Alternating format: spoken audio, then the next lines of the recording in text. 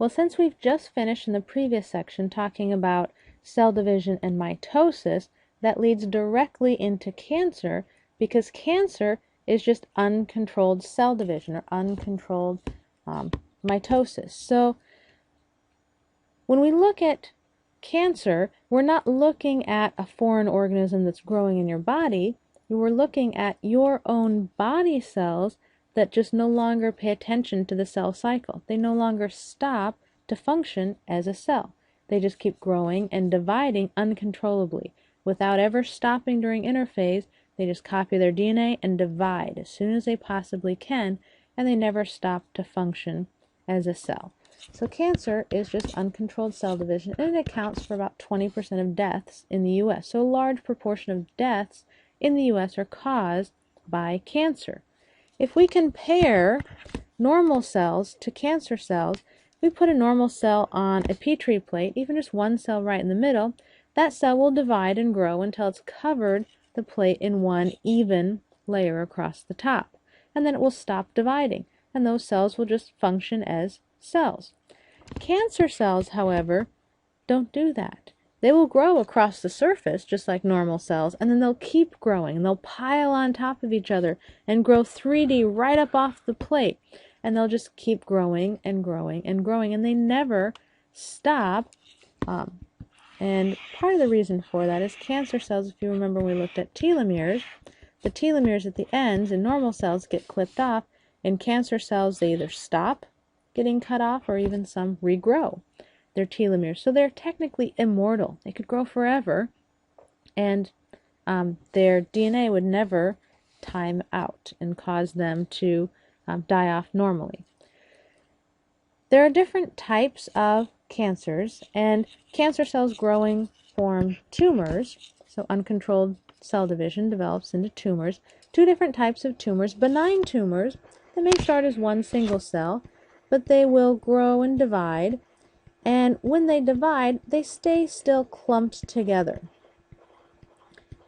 And depending on their location, now if these cells were growing in the brain, because the brain is inside your skull, there's not any space available for expansion, so very quickly in the brain it's going to start putting pressure on other parts and causing problems. Also, depending on its location, you may not be able to go in and remove it with surgery. However, if it were located someplace else that could expand more easily, maybe a benign tumor in your abdomen. Now, if it's growing away from your organs, so cancers kill, those tumors kill when they put pressure on normal healthy organs and prevent them from functioning, or just when a large number of cells become cancerous and are no longer acting as cells. So those are the two problems that cancers cause. So a benign tumor in your abdomen that's growing away from your organs and out, your abdominal wall will stretch and they can grow out. And I've heard of stories of a woman with a 300-pound tumor that was removed from her abdomen. I'm not sure if that's true or not. It could be. That'd be interesting to look up on Google and see if it is true. But I do know for a fact that some of these benign tumors can get very large. I've been to a presentation given by a surgeon, a cancer surgeon in the Des Moines area, where he, during his presentation, showed different types of cancers and surgical treatments that he had done. And one of them showed a picture of the operating room, and the surgeon is standing there, and two of his assistants, now they're all dressed in surgical garb, and there's a person on the table covered up behind them, so you can't really see people, but they're holding this huge ball of tumor, a huge benign tumor that they just removed from the man still asleep on the counter behind them or on the table. And the tumor, when they weighed it, was more than 40 pounds. So an over 40-pound tumor that they just removed from this gentleman. And he did well after the surgery and is still doing fine to the best of my knowledge. But the reason he had gone to seek treatment wasn't because, he thought he had cancer. He knew he had something growing. He only went to seek treatment because he was a cross-country truck driver. And he didn't go and get treated until he couldn't fit behind the wheel of his semi-truck, even with the seat as far back as it would grow. His tumor had grown so large that he could no longer fit into the cab of his truck. So he went and had that removed. And benign tumors, when you take them out surgically, Some tumors that are benign, the body will actually lay down connective tissue because the body knows that there's something wrong with it, depending on their location. And so that makes it much easier for surgeons to go in. They can kind of see where to remove it. However, if the tumor is very large, like the gentleman with the over 40-pound tumor, it's unlikely that the body could cover up all of that. So surgeons just go in and do their very best to cut around the margins and get everything. However, if they miss even one cell, so we've missed this cell right over here, if we miss even one cell and we remove the rest, then that cell can start dividing, and that's when they have a reoccurrence of the same cancer. So the cancer came back because one cell was missed. So in surgery, we want to remove all the cells if possible, and then follow up with radiation or some chemotherapy treatments to try to catch any of those cells that might have been missed. So benign are generally a little bit easier to treat. Malignant, however, the different types of cancer, malignant cancer is the terrifying kind.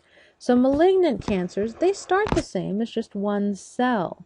However, instead of growing in a nice little clump that you can remove by surgery and treat, they grow in lines and they stretch out in all directions away from that original cell. In fact, when surgeons were taking a look at cancer and dissecting patients who had had cancer and looking at how those cells grew and spread into the surrounding tissues, they look like hands or fingers reaching out and grabbing a hold of all the surrounding healthy tissue and just wrapping around them. That's actually where cancer got its name. Some doctors thought these looked like little crabs with all of their different legs reaching out and wrapping around the surrounding tissue. And in the horoscope, the symbol for cancer is a little crab. So that's how it kind of got its name. And these malignant type tumors can do several other things. Not only do they grow out in all directions, make it harder to remove them, but they can metastasize or go through metastasis. Metastasis occurs when your tumor grows into some of your circulatory system, either your veins, arteries, capillaries, or your lymphatic system, and individual cells can then break off and travel through the circulatory systems, either your blood circulatory system or the lymphatic system. And that's what happens when people say they had maybe breast cancer and it spread to her brain, or he had colon cancer and it spread to his liver. Well, it spread because cancer cells from the original one actually broke off and traveled around the body. They metastasized. And this picture over here shows a gentleman who's had a malignant cancer that metastasized. And all of the kind of white and bright yellow spots on this person are cancer cells that have spread throughout the body. You can see they're in lymph nodes, they're in his gonads, they're in his liver, they're just all over this person's body. It's highly doubtful that this individual is even still alive because of all of that cancer that's just filling his entire body. When people are treated for cancer, the treatments for cancer are aimed at killing rapidly dividing cells. Because cancer cells are the most rapidly dividing cells, they're going to be affected by those type of treatments, but other cells as well as like those of your hair follicles and your digestive tract lining that are constantly being turned over and replaced, those cells are going to be affected too. So if you're on chemotherapy or different cancer treatments, you're probably going to have digestive tract problems. You'll get sick and vomit and have other digestive problems because of the treatment. You'll lose your hair, it'll fall out because of the treatment. Those are also rapidly dividing cells. Another problem with cancer treatment is that the number one risk factor for a future cancer after the original treatment is the treatment itself. So many of the treatments for cancer might cure you today, but cause a cancer in the future. So radiation for different cancers. Well, radiation damages the cells, it damages DNA, so it can cause future cancers. So that's the number one risk factor for people who've already had cancer to develop more cancers in the future is the treatment. However, it's a much better than the alternative. So if you get treated for cancer, you'll live another 15 years rather than dying in 6 months. So cancer treatments have some good aspects, bad aspects, but overall, they do fairly well, depending on the type of cancer that you have. So, since we've talked about cancer, we have a decent understanding of what cancer is and that it's uncontrolled cell division. The next thing that we must talk about and learn about is the person who kind of started a lot of our ability to study things like cancer as well as many other things. That person was a woman named Henrietta Lacks. And this right here, this top photo, that's Henrietta. Here she is over here again, standing next to her husband. Since I'm looking at people, we'll go down here. And this individual is Henrietta's daughter, and her name was Deborah. And sitting next to her on either side are two of Deborah's grandchildren. So her mother was Henrietta. And the reason we need to talk about Henrietta Lacks right now is these are Henrietta's cells over here. And in fact, I pretty much guarantee that all of the cells that we've seen in our textbook so far of cell division, those are photographs of Henrietta's cells. They just used a different colored dye, kind of blue-purple instead of the red, to stain the DNA and the nucleus. But these are all Henrietta's cells, and pretty much all the pictures of cells that you've seen in textbooks that are dividing are Henrietta's cells. The reason we see Henrietta's cells so commonly is that hers were the very first type of human cell to be successfully grown in the lab. Now, people have been working for years, a decade or more, to try to grow human cells in the lab and had not been successful until they collected cancer cells from Henrietta Lacks. She had cervical cancer, and it actually spread throughout her body, but it started as cervical cancer. And they collected cells from her, and those were the very first ones to grow in the lab. The problem with that is they didn't have informed consent. And this was in the early 50s, so before a lot of the laws that established informed consent. But what happened, and I'll give you a timeline, what happened with Henrietta Lacks, by the way, she died when she was 31 years old, so very young, left behind children and, a single husband now that has to take care of these children. But in 1951, it was about a year after her youngest boy was born, she went to the doctor because she hadn't been feeling well for a while, and her doctor sent her to George, and he was a cancer doctor, and he took a look at Henrietta's cervix and collected a sample, and he had been trying to culture human cells for a very long time, and so he had a lab in the basement at the institution where he worked, and sent her cells down there. And it was common practice. There was a lab assistant down there, separate her cells out onto trays and set them up under a camera so that the camera could capture whether the cells actually grew and divided or whether they just died. So far, all of the cells that they had taken from all of the patients had simply died. So Dr. Guy had sent the cells down and had nothing grow before. He didn't expect anything different from Henrietta's cells. However, the researcher was surprised to find that after she'd cultured the cells and came back to check them, they actually grew on the plate. Very first time human cells had grown. And he became relatively famous for that, and he actually, did short segments on television shows where he talked about the latest scientific discovery that they were able to get these human cells to grow. Unfortunately, his first appearance on the local news talking about these growing human cells happened the same day or the same evening that Henrietta had passed away. So while he was on camera talking about these cells, he had sent his lab assistant down to the morgue to try to collect more cells. Some of the tactics they used back then were highly unethical. To convince her husband to give consent to get her cells, because remember, they didn't have consent to begin with, but that was a bit of a tricky problem. So to convince him to give consent, they told him, well, your wife has just died of this horrible disease. We want to collect her cells to make sure that we can look at it so your children don't get sick in the future. So he's a grieving husband and father. Of course, he signed the consent forms and said, fine, that's fine, take whatever tissues you want. Prior to being threatened with his children's health, he had said no, and that would have been a huge problem had he continued to say no. So they were actually collecting cells from Henrietta at the morgue while the doctor was on TV discussing this huge breakthrough.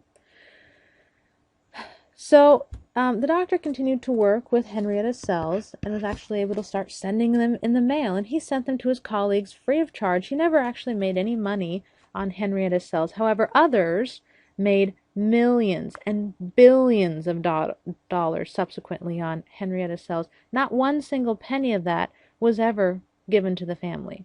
In fact, the family didn't even know that Henrietta's cells were still living and dividing and being used in research. It wasn't until after the original doctor died in 1970, actually he died of cancer, that researchers who had been using her cells and had thought they had been successful in culturing other types of cells realized that instead of successfully culturing liver cells and breast tissue cells and other types, all of those were actually just Henrietta's cervical cells that were contaminating all the cultures because they grew so quickly, were such strong cells, and they easily contaminated everything in the lab. So they needed to find some type of genetic test. So in the early 70s, it was possible to use DNA. They wanted to find a genetic test to determine if the cells that they were working with in any lab were Henrietta's or the cells they thought they were, so the liver cells, pancreatic cells, things like that. The only way to get those genetic markers was to go to Henrietta's family. So in 1973, researchers at Johns Hopkins, where this research was being done, contacted Henrietta's family and told the family, again, didn't use very good ethics, but they told the family, well, your mom died of cervical cancer many, many years ago. Well, we still have her cells, and her cells are still alive. We're growing her cells. Now we need to keep testing those cells, and we want to check you to see if you have similar cells to Henrietta. And they'd contacted her children. They needed to get cells from her children. Her daughter, Deborah, which we saw in the previous picture, was now in her late 20s, and this terrified Deborah. She knew that her mother had died of cancer in her early 30s. Now, Deborah herself is approaching that same age, and doctors from Johns Hopkins call her up and tell her that they need her cells to check them and test them because of her mother's cancer cells. They didn't make it clear exactly why, that they were going to use genetic markers to see if the cells in their lab were Henrietta's or somebody else's. And so Deborah believed that she was being tested for the same type of cancer her mom had. So she lived in fear, absolute terror of her 30th birthday, afraid that she herself would die of the same cancer and leave her own children without a mother. And she would even call the hospital after they took her cells and ask, well, hey, have you guys tested my cells? Did you get the test back yet? You guys came and collected them. And nurses at the hospital would say, well, we don't know what you're talking about. We've never heard of that test. Stop calling us. We don't know what you want. And so using the cells from the family, they were able to develop genetic tests to determine which cells were Henrietta's and which weren't. So it was a success for the scientists. However, now that her family knew that her cells were still alive, Deborah and other family members started researching. So looking up scientific studies that had used these HeLa cells. They learned that her cells, Henrietta cells, had been renamed HeLa cells, and that's what was used in research. They started researching those. And they learned things like, well, their mother's cells had been some of the first things sent into space to test to see the effect of space on human cells. And they learned that her mother's cells had been cloned. And at the time, they weren't scientifically educated individuals. They had very little education overall, and they were reading these scientific papers about their mother being cloned. So they were afraid that they were cloning their entire mother. So growing lots of copies of her mother in full form and sending those into space as a test. Putting those out next to atomic bombs to see the effect of the atomic radiation on her mother's cells. Testing the polio virus on her mother's cells. All of these horrible things if you were to do them to a full person, but because they were cloning Henrietta's cells, her children didn't know the difference. Deborah actually said she would walk down the street and be afraid to look at other people because she was worried, especially anywhere near Johns Hopkins, that she would run into one of her mother's clones because they'd been cloning Henrietta's cells. In fact, so many of her cells have been grown in the lab that if you were to collect them all together, they would weigh more than 400 times the original weight of Henrietta herself, or possibly even more than that. So her family really went through many, many years where they were just devastated and traumatized by hearing about all these studies with Henrietta's cells. It wasn't until 50 years after they collected the original cells from Henrietta that it was because an author, Rebecca Skloot, was writing a book on Henrietta's cells, and Rebecca arranged a meeting between, this is Deborah here, and this is Henrietta's youngest son, so Deborah and her younger brother, arranged a time for those two to come into a lab and speak with a scientist who finally took the time to sit down and explain the science and exactly what cloning cells is. And they're not growing up full versions of her mother and blowing her to pieces with bombs or sending her into space to suffer. They were just cloning her cells. And actually in this picture here, Deborah's looking through the microscope for the first time, seeing her mother's living cells still dividing 50 years after her mother died. So she's looking at her mother's cells dividing. And so they finally sat down and explained this to the family, not only that they weren't hurting her mother, but that they were using her mother's cells to help people. They explained how the polio virus was developed using HeLa cells and how that had helped millions of people. Pretty much every medication that has ever been developed since they collected Henrietta's cells, one of the very first tests, before it goes to clinical trials, before it's given to any humans, it's always tested on Henrietta's cells first. So she has saved millions of lives using her cells, or science has saved millions of lives using Henrietta's cells. However, the family wasn't told about it for 50 years. So if you'd like to read a book about the rest of the story and the family, it's a good idea to read The Immortal Life of Henrietta Lacks. And I should also mention before I move on that although I've focused kind of on Deborah because she was the main character in the book, and it talked more about her struggles with what her mother had, or her mother's cells had gone through, I shouldn't neglect to mention her son. He was just a baby, a 1-year-old baby, when his mother died of cervical cancer. And her mother, or their mother, had not been feeling well prior to getting pregnant, and carried her baby full term, had a healthy baby boy, and then died a year later. He, his entire life, had blamed himself, believing that there must have been something wrong with him when he was growing inside of his mother that caused her to get this horrible illness, get sick, and die. And so it was very important for him also to learn about his mother's cells and to be there and see them in the microscope. Which brings up a question. So it brings up a question of who owns your tissues.